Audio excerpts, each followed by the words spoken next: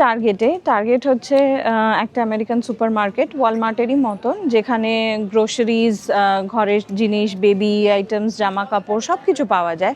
তো আমি কৌস্তব আর পুটু এসছি পুটুর একটা খেলনা পিক আপ করতে। তো এটা বেসিক্যালি একটা ওই সিট মতন, এটায় অল্প অল্প বসাতে হয়, 5-7 মিনিট করে। এই বয়স থেকে প্র্যাকটিস করলে তারপরে 6-7 মাসে গিয়ে ভালো করে এটা বসতে চাইবে, না তো এটা বসতে চাইবে না, অ্যাটলিস্ট তাই বলেছে আমাদের এখানে। তো যাই হোক, এটা নিতে এসে মনে হলো তোমাদের একটা ইন্টারেস্টিং জিনিস বলি। দোকানে এসে তো তুমি কিনতেই পারো, বাট অনলাইনে যদি তুমি অর্ডার দাও তাহলে সেটা পিক আপ করার 3টে অপশন। একটা হচ্ছে যে তুমি এদের এখানে এসে পিক আপ করতে পারো, উইচ ইজ কাউন্টারে এসে পিক আপ করলে। আরেকটা তুমি বাড়িতে ডেলিভারি করাতে পারো, সেটাতে একটু বেশি চার্জেস লাগে, অনেক সময় ডেলিভারি চার্জেস লাগে। আর আরেকটা যেটা খুব ইন্টারেস্টিং এখানে আর ভীষণ পপুলার হয়েছিল কোভিডের টাইমে, সেটা হচ্ছে যে কার্বসাইড পিক আপ।